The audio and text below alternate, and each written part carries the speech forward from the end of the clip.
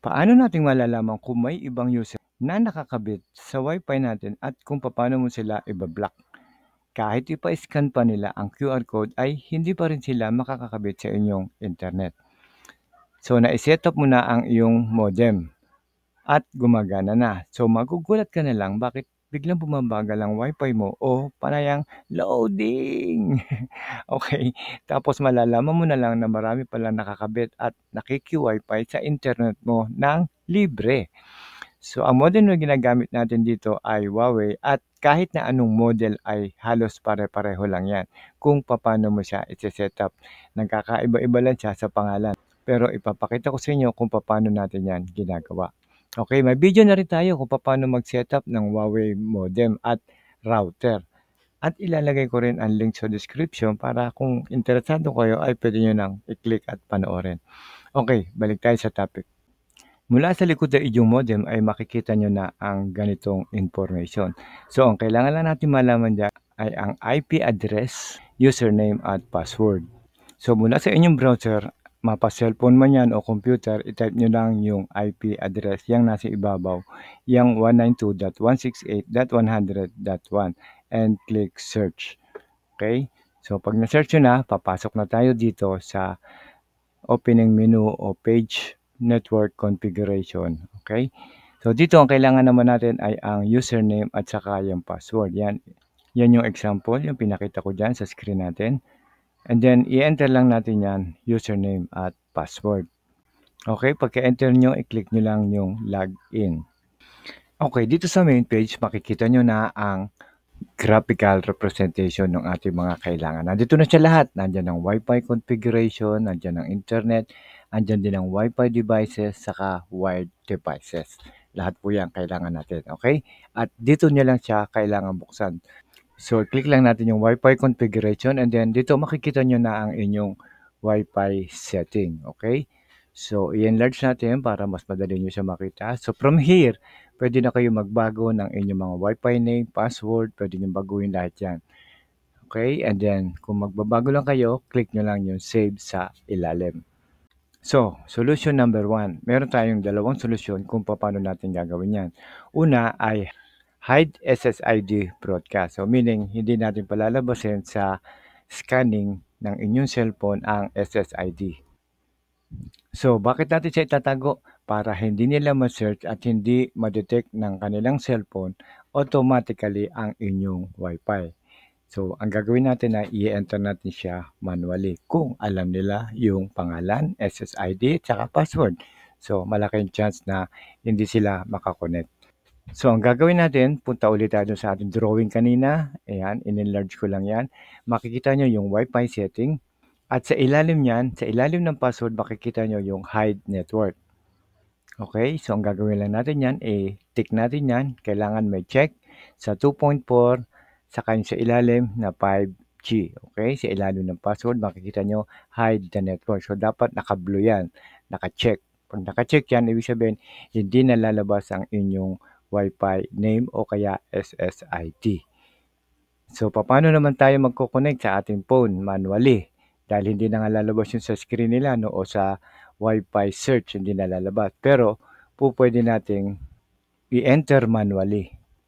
Yan ay kung alam lang nila ang SSID at password. Otherwise, hindi sila makaka-connect sa inyo.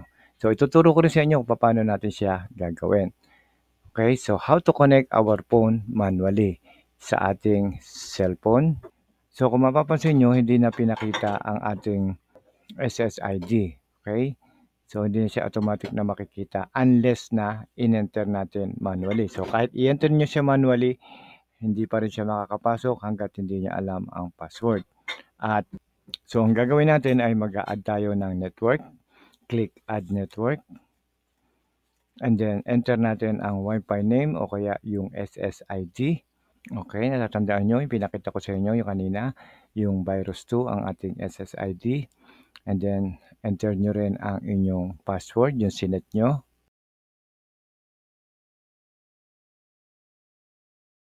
And then, pagkatapos niya, kailangan yung hidden network ay naka-on.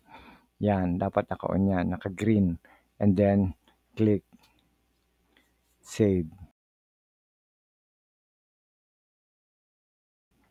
Okay, so makikita nyo, connecting, and then checking the quality of your internet connection.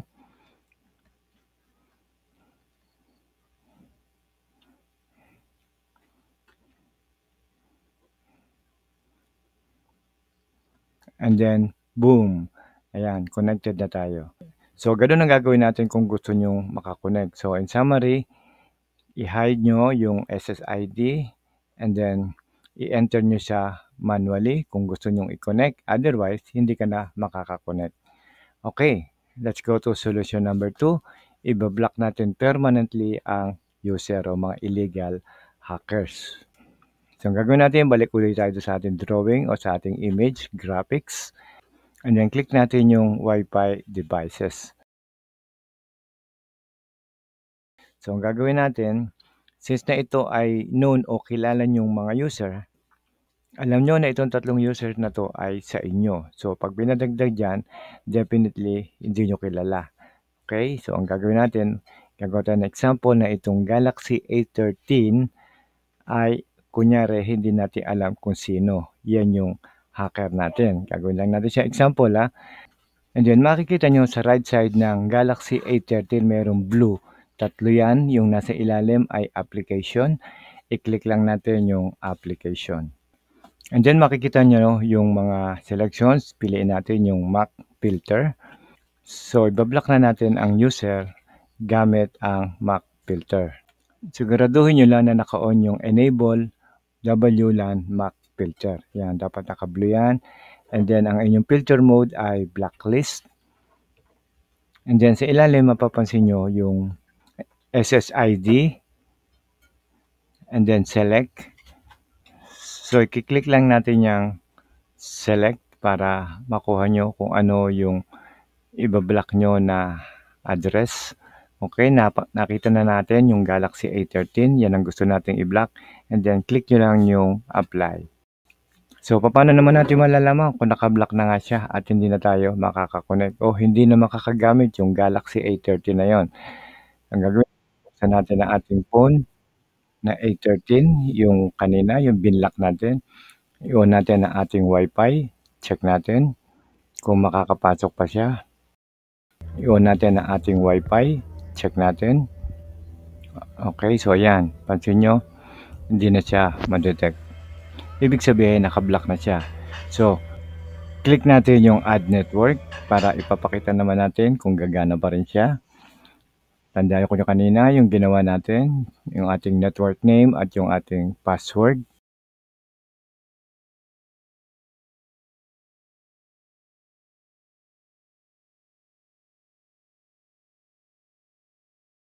And then, huwag nyo rin kakalimutan yung hidden network. Dapat naka-on yan para makita yung ating Wi-Fi. And then, mapapansin nyo, connecting.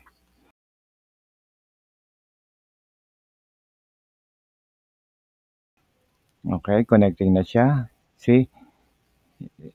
And then, second attempt, connecting ulit.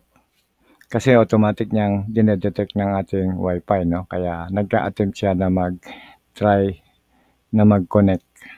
Okay? Now, mapapansin nyo, connection failed. So, effective yung ginawa natin na pag-block ng user. So, hindi na siya makaka-connect. So, summary, punta kayo sa blacklist. Pag naka-blacklist na, i-enter nyo lang yung information and then save nyo and then try nyo ngayon sa cellphone kung hindi na nga gagana. Pero 100% effective yon and sure. Okay? And real time, pagka press nyo ng blacklist, automatic stop kagad yung kanyang connection. Okay, kung halimbawa nagkamali naman kayo na yung i-blacklist nyo ay hindi pala dapat, nanay nyo pala yun o kapatid nyo pala yun.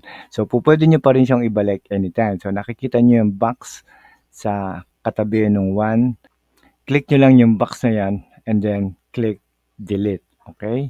Kasi naka-blacklist na yung Galaxy A13. So, pag dinilit nyo na yan, babalik na yung kanyang access. Okay? Mag-sorry na lang kayo kay lolo, kay lola, kanya pala yun o siya pala gumagamit nun.